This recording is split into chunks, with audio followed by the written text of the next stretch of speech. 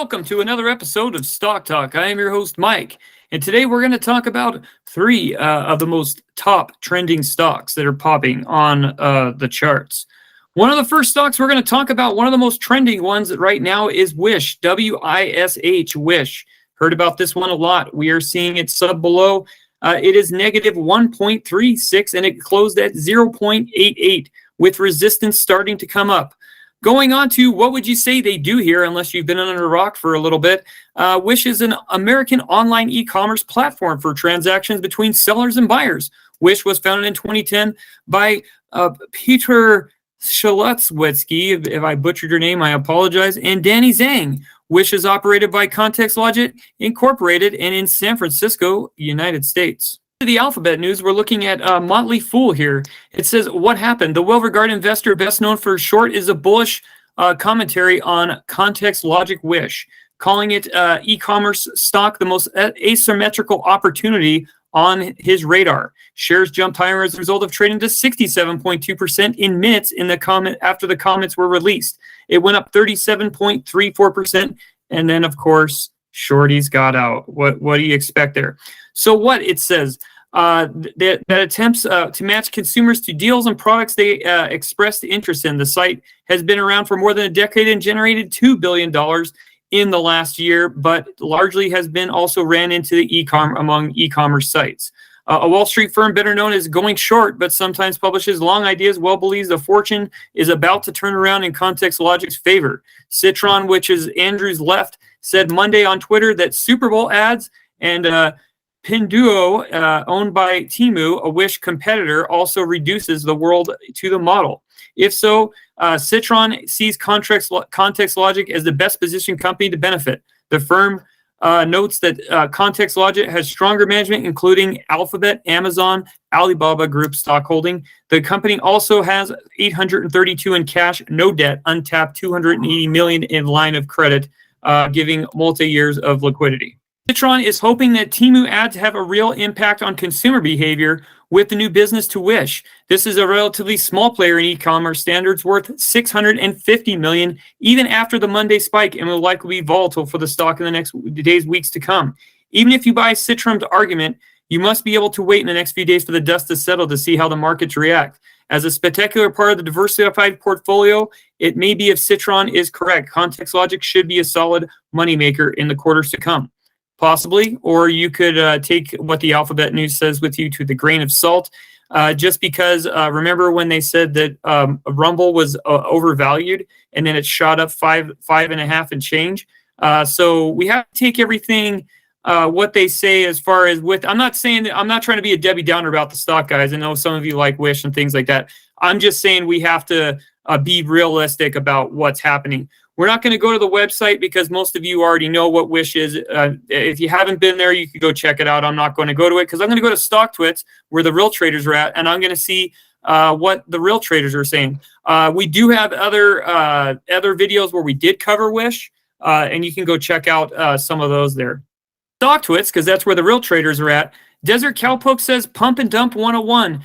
Enter the gain will be lost here. And he's all, pump up the jam, pump it up a little more, won't you do it? Oh, why? What can't you say? Get the shorties off the stock now. So, yeah, that possibly could be. Zach L1 says, CPI data will determine if this continues to pump tomorrow or not. We will see. CPI is good. I'll be buying shares definitely as possible for the squeeze. What's funny? Small cap got rocked today, except Wish, and what's got to love some new names here. Hopefully this will stick for a bit. It says this is dead rights on the tweet and says 55%. Got to love the manipulation, but we will take it. Senna Coffee says shorts will run and cover, pump to $8. Why is this move significantly? Wake up. Hell freeze over and it goes past 7. Otherwise, whatever. I don't see that coming yet, but you never know. Who knows to see if this will come back from the dead. We'll have to see how it plays out. With uncertainties in the market, and you have, the fog of war, you have too many things going on, with what's happening over with China, things like that. This thing could be all over the place. But you never know with the pumpers. You never know with the pump up the jam, how far the pump up the jam goes. Anything can happen. So you can't anything out what anybody says. Is this a famous short pumped? It's shorted again. Yes, it did short. If you could look at the chart after hours. Whoosh. Next stock we have is OCUL. OCUL, Ocular Therapeutix Incorporated. Last tick was $5.23. Today it was up $1.36. Going to the year-to-date chart, where you're starting to see resistances popping up, and it's starting to come back where it was late August, early September, where you started to see that hook. We're going to find out why and what's triggering that. But going on, it's a biopharma. Going on to what would you say they do here? It's a biopharmaceutical company focused on the formation and development of commercialization, innovation therapies for diseases and rare conditions for the eye. Today reported financial results for the quarter of September 30th, 2020. Going on to Seeking Alpha, Ocular Therapeutix is a buy on maturing wet AMD data. We talked about this before when we covered this stock a while ago, and you're also starting to see things moving. And so if you go back to some of the old videos like we talked about, some of you might have said, well, the dude doesn't know what he's saying and things like that. If you want to go back to some of the old videos and watch, we did talk about this and did review about the pipeline and things like that. You can go back and do your homework and go back and watch that one. It looks like Amit Gate, he wrote, this weekend Ocular released a very encouraging data in wet AMD. He's reviewing the herein data, knowing that the reduction in treatment of the burden associated with OCUL's product is relative to the current state of care. I also looked into the company's financial performance and various metrics and debated whether to add existing speculative size positions. You could see one of the studies, what they do, and they also have stuff in other things in their pipeline, which I'll show you. The article is on update for the coverage of OCUL stock and can be read here. Website looks pretty good, better look good, because it's not a $1.99 fish bait sandwich stock. So as you can see, with what we talked about before, you have several things that are happening in the pipeline. You have the wet AMD, you have the diabetic retinal therapy, you have the dry AMD, inherited acquired ocular disease, glaucoma, ocular hypertension, dry eye disease. Now, some people in the past have jumped in on this on the red, and they know how these stocks go, because as you could see on the charts right up in here, you have preclinical and you have phases. If you're new to stocks with biopharmaceuticals, you have the phase 1, phase 2, phase 3. As they hit those phases, they hit the FDA approval. But if you are trying to, let's just say, pattern trade, things like that, you can hit it with phase 1. And then news happens, and then phase 2, and depending on where you get in on the dip on where you buy, that's how you can do. Obviously, on a green day, unless you're a newbie or something like that, paper trading and things like that. If you're for people that are new, phase 1, you have your phase 1 retina, which is huge, and then that's your wet AMD. That's basically what broke today. Then you have your diabetic retinal therapy. They're in preclinicals on that.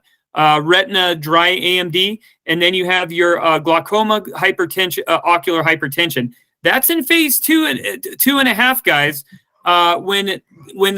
When ocular surface and ocular surface disease, OXT-DED and CSI hit, when those go to phase 2, you have 3 different other opportunities besides the wet AMD that's hitting here. So it's something to watch and something to look at. I would pay attention closely.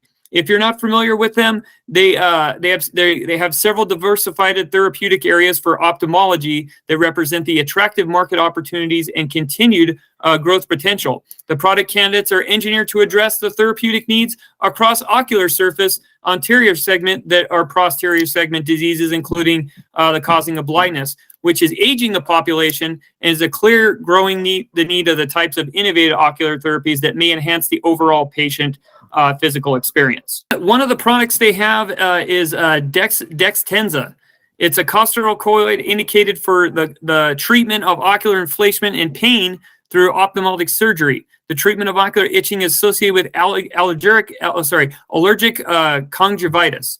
The dextromethasone is delivered via the hydrogel in the eye, in the hydrogel technology that activates with moisture, swells it to fit comfortability, and secures in the canalitis right there. So you can see right there, and releases the dexamethasone for up to 30 days. reabsorbs slowly through the course of treatment and clears via the nasocriminal duct right there. And you can see how they do it. Dextenza is concentrated in patients with active corneal congenital and canalicular infections, including epithelial herpes simplex, keratosis, vaccina, viscera, mycobacteria infections, and fungal diseases in eye and dacryocyst cystis. So there you have it with that. So that, guys, that's just one thing right there. So they're doing several things like this, and I don't know if some of you saw on one of the Super Bowl ads, one of the diabetes commercials where they had the arm patch and things like that. Think about where that was back then, and now it's at 170 a share. Imagine the possibilities of what you could have with a biopharmaceutical stock, which is one of these, like one of these. I'm not saying this one's going to do that. I'm just saying that you have to think about all these things when you're looking to invest. So it's something to think about right here. Not a stock twits, because that's where the real traders are at. We have Jeremy Felma says there's been a lot of people who have been trapped underwater position for a long time. Many of them want to just get out. It's a bumpy ride back up, but long-term holders know what they have now. Yeah, guys, these things don't come out overnight. It takes time on these. That Rome's not built in a day. So it's a long way to go, and they have lots of things in the hopper. So you just have to be patient. As I tell you very many times on this show about my Neurovex story on that one. It took like 4 or 5 years for it actually to mature there. So 24 cases, phase 1, 10-month data reporting. The treatment demonstrates maintenance of controlled wet AMD for 10 months in a single administration with stable, sustained BCVA, noted February 13th,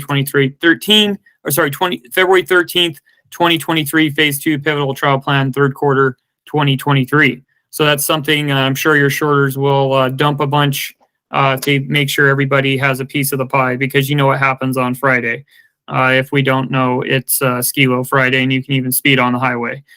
You have shares closed at 523 following the interim 10-month data. That's Breezy says. Breezy's coming in good and hot with all of the good takes there. He says the data from phase 1 clinical evaluating OTX-TKI for treatment of wet age-related macular degeneration and retinal disease. The trial indicated for all subjects treated OTX-TKI that were rescue-free for 7-month interim analysis remain rescue-free for treating 73% of rescue-free up to 10 months.